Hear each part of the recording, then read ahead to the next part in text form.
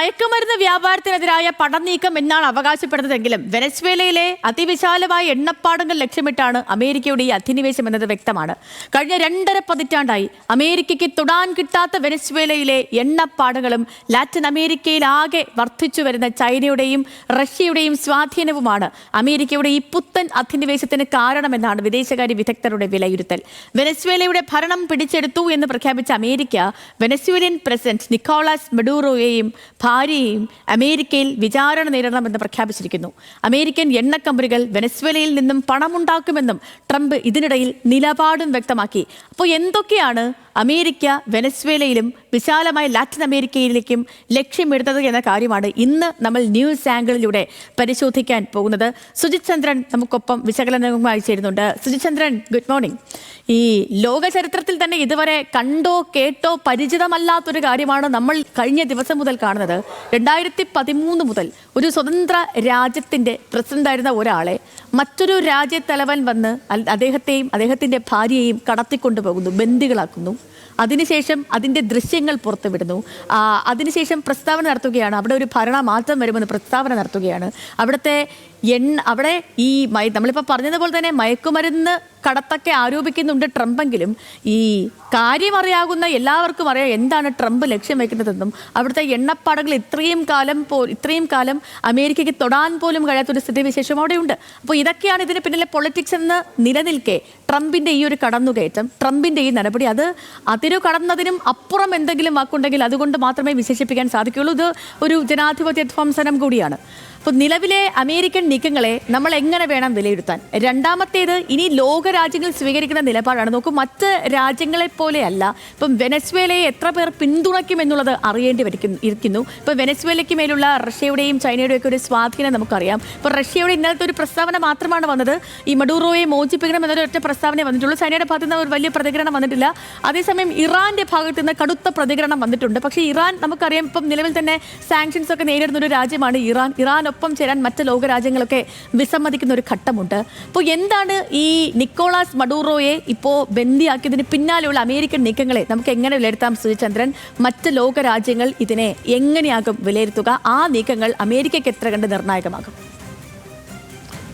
സേതു ആദ്യം പറഞ്ഞതുപോലെ നമ്മുടെ സമകാലിക ലോകരാഷ്ട്രീയത്തിൽ സമാനതകളില്ലാത്ത ഒരു അധിനിവേശം തന്നെയാണ് നടന്നിരിക്കുന്നത്. പക്ഷേ ലോകത്തിൽ ഇതിന് സമാനമായ അധിനിവേശങ്ങൾ അമേരിക്ക തന്നെ നടത്തിയിട്ടുണ്ട്. ഇപ്പോൾ പനാമയിൽ നേരത്തെ ആൻ്റോണിയോ നോറിയേഗയെ അട്ടിമറിക്കാൻ വേണ്ടിയിട്ട് 1989 അമേരിക്ക നടത്തിയ അധിനിവേശം സമാനമായിട്ടൊരു അധിനിവേശമായിരുന്നു. ഒരു യുദ്ധപ്രഖ്യാപനമോ അങ്ങനെയൊന്നുമില്ലാതെ പെട്ടെന്നൊരു ദിവസം ഒരു സേനാ വിഭാഗം ചെന്നിട്ട് അദ്ദേഹത്തെ കൊട്ടാരത്തിൽ നിന്ന് പിടിച്ചിറക്കി കൊണ്ടുവരികയായിരുന്നു. അന്ന് പോലും ഒരു സേനാ നീക്കം നടക്കുന്നുണ്ട് എന്നൊരു മുൻ അറിവ് ഒരു പക്ഷേ പനാമയ്ക്കുണ്ടായിരുന്നു. എന്നാൽ വെനസ്വേലയിൽ സംഭവിച്ചത് ഇതൊന്നുമല്ല. ഒരു പാതിരാത്രി അവരുടെ ഏറ്റവും പ്രധാനപ്പെട്ട ഒരു രഹസ്യ സൈനിക വിങ് രാജ്യത്തേക്ക് കടന്നു ചെല്ലുന്നു. അതിൻ്റെ ടെറിട്ടറിയിലേക്ക്, അതിൻ്റെ സോവറിനിറ്റിയിലേക്ക് അതിക്രമിച്ച് കയറി അതിൻ്റെ ഉള്ളിൽ ചെന്ന് അതിൻ്റെ തലസ്ഥാനത്തെ എല്ലാ സുരക്ഷാ വിന്യാസങ്ങളും തകർത്ത് പ്രസിഡൻറ്റിൻ്റെ ഓഫീസിൽ നിന്ന്, അതൊരു സേനാ ബേസിനുള്ളിലാണ്, കിടപ്പുമുറിയിൽ നിന്ന് പ്രസിഡൻറ്റിനെയും അല്ലെങ്കിൽ പ്രസിഡൻറ്റിൻ്റെ ഭാര്യയെയും ഒന്നിച്ച് തട്ടിക്കൊണ്ടുപോകുന്നു.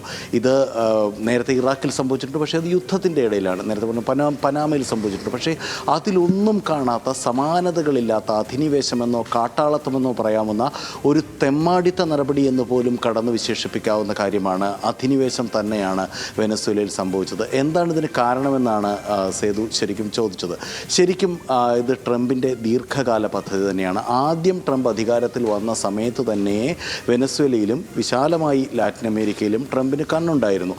അതിൻ്റെ വേരുകൾ, അതിൻ്റെ കാരണം കുറച്ചുകൂടി പുറകിലേക്ക് തിരഞ്ഞു പോകേണ്ടതുണ്ട്. അതായത് 1823 ജെയിംസ് മൺറോ എന്ന് പറയുന്ന അമേരിക്കൻ പ്രസിഡന്റ് അന്ന് മൺറോ ഡോക്ട്രിൻ എന്ന് പറഞ്ഞിട്ടൊരു പാക്ട്, ഒരു നയമുണ്ടാക്കിയിട്ടുണ്ട് അമേരിക്കയുടെ ലാറ്റിൻ അമേരിക്കൻ ഇടപെടലുകൾ സംബന്ധിച്ച്.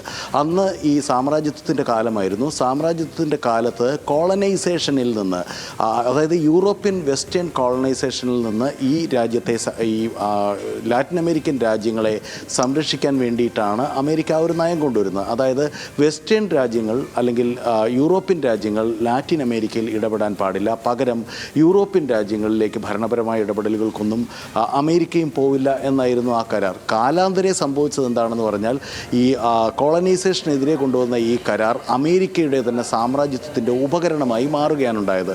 അത് പിന്നീട് അതിൽ നിന്ന് അമേരിക്ക പിന്നോട്ട് പോവുകയും ചെയ്തു. ഇദ്ദേഹം ട്രംപ് വന്നപ്പോൾ തന്നെ പറയുന്നത് ഈ മൺറോ ഡോക്ട്രൈൻ തിരിച്ചു കൊണ്ടുവരാൻ പോവുകയാണെന്നാണ്. അമേരിക്കയുടെ നാഷണൽ സെക്യൂരിറ്റി ഡോക്ട്രൈൻ എന്ന പേരിൽ ഒരു രേഖ അദ്ദേഹം പുറത്തിറക്കിയിട്ടുണ്ട്. അതിനെ ഈ നിരീക്ഷകരൊക്കെ കളിയാക്കിയിട്ട് ഈ ഡൊൺറോ ഡോക്ട്രൈൻ എന്നൊക്കെ വിളിക്കാറുണ്ട്, ഡൊണാൾഡ് ട്രംപിൻ്റെ ആയതുകൊണ്ട് തന്നെ. അതൊന്ന്. രണ്ടാമത്തെ കാര്യം സേതു ശരിയായി സൂചിപ്പിച്ചതുപോലെ തന്നെ ചൈനയിൽ അവിടെ വർദ്ധിച്ചു വരുന്ന സ്വാധീനം, അവരുടെ റോഡ് ആൻഡ് ബെൽറ്റ് പോളിസി പ്രകാരം ഏതാണ്ട് 24ഓളം ലാറ്റിൻ അമേരിക്കൻ രാജ്യങ്ങളിൽ വലിയ സ്വാധീനം അതിൽ ഒപ്പിട്ട് കഴിഞ്ഞു. ചൈന അവിടുത്തെ വലിയ സാമ്പത്തിക ശക്തിയായി, സാമ്പത്തിക സ്വാധീനമായി ചൈന മാറുകയാണ്. ഒപ്പം മൂന്നാമത്തേതും ഏറ്റവും പ്രധാനപ്പെട്ടതുമായ കാര്യം ഏറ്റവും വലിയ എണ്ണ നിക്ഷേപം, ലോകത്തിലെ തന്നെ ഏറ്റവും വലിയ എണ്ണ നിക്ഷേപമാണ് വെനസ്വേലയിലുള്ളത്. അതിൽ അമേരിക്കയ്ക്ക് ഏറെക്കാലമായി കണ്ണുണ്ട്. ഹ്യൂഗോ ഷാവേസിൻ്റെ കാലം മുതലേ ആ എണ്ണ വ്യവസായം അവിടെ ദേശസാൽക്കരിക്കപ്പെട്ടതാണ്. അതിനുശേഷം അമേരിക്കയ്ക്ക് അത് തൊടാൻ കിട്ടിയിട്ടില്ല. അപ്പോൾ എണ്ണയിൽ തൊടാൻ കിട്ടിയാൽ അത് സാമ്പത്തിക അധിനിവേശമാണ്. പക്ഷേ ഇതിന് പറയുന്നത് ഈ ഡ്രഗ് ഡീൽ എന്നൊക്കെയാണ്. ഏത് വലിയ കള്ളം നടക്കുമ്പോഴും ഏത് വലിയ അധിനിവേശം നടക്കുമ്പോഴും അതിൻ്റെ പിന്നിൽ അതിൻ്റെ മാതാവ് കള്ളമാണെന്ന് പറയാറുണ്ട്. ഒരു കള്ളം, ഒരു വ്യാജം പറഞ്ഞുകൊണ്ട് ഒരു സ്വതന്ത്ര പരമാധികാര രാജ്യത്തിന് മേൽ നടത്തുന്ന ഏത് രാജ്യങ്ങൾക്കും മേലെ സുചന്ദ്രൻ, ഒരു കള്ളം പറഞ്ഞുകൊണ്ട് ഒരു രാജ്യത്തെ അട്ടിമറിക്കാനുള്ള ട്രംപിന്റെ നീക്കം, ആ നീക്കങ്ങളാണ് നമ്മൾ ഈ കണ്ടുകൊണ്ടിരിക്കുന്നത്. നമ്മൾ ചരിത്രത്തിൽ സമാനതകളില്ലാതെ കണ്ടുകൊണ്ടിരിക്കുന്ന സംഭവം. ഇതിൽ ഇനി എങ്ങനെയാണ് ലോക രാജ്യങ്ങൾ ഇതിൽ ഇടപെടുക?